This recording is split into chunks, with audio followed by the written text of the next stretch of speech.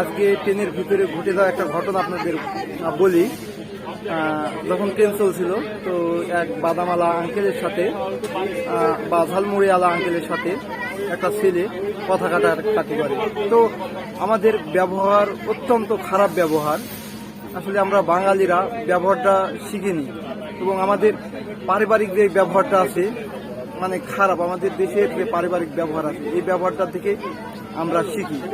তো আমাদের আসলে ব্যবহারই আমাদের পরিবারের বহন করে।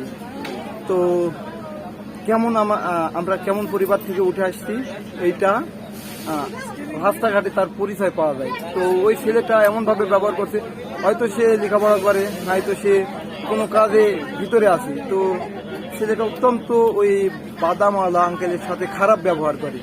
তো আর একটা ঘটনা বলি, আপনারা দেখবেন যে আমার পিছনে 3 সিটের জায়গা, তো 3 সিটের জায়গায় 4 জন করে যায়। এটা মানবতার খাতিরে 4 জন যায়।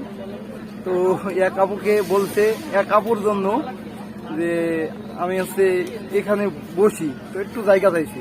তো আপুটা শিক্ষিত, তো আপু বলছে যে জায়গা দেওয়া যাবে না। কিন্তু দেখেন যে পিছনে 3 সিটে যারা আছে তারা কিন্তু 4 জন করে বসে যায়, আপুটা জায়গা দেয় নাই। এটাও খুব খারাপ লাগছে। ট্রেনের ভিতরে কেউ হিংসা করবেন না, সবাই আমরা ভাই ভাই সবাই। আর আমাদের বিজিবি, আমি যখন বিজিবি বাহিনী ছিলাম তখন একটা জিনিস শিক্ষা দিয়েছে যে সব সময় মানুষের উপকারে আসবা, কখনো কারো ক্ষতিতে আসবা না। তো প্রত্যেকটা মানুষের হয়ে কাজ করতে হবে। যদি মানুষের হয়ে কাজ করতে পারি ইনশাল্লাহ আমরা সামনে এগিয়ে যাব। আর যদি হিংসা মন মানসিকতা নিয়ে আমরা যদি চলাফেরা করি তাহলে আমরা কখনো এগোতে পারবো না। তাই হিংসা বিদ্বেষ সব কিছু ভুলে আমরা শান্তিপূর্ণভাবে যাতে থাকতে পারি, যেতে পারি বিভিন্ন জায়গায়, আবার মানুষের সাহায্যে আসতে পারি, সেভাবে আমরা চলাফেরা করব। তবে আমাদের জীবন অত্যন্ত সুখের হবে।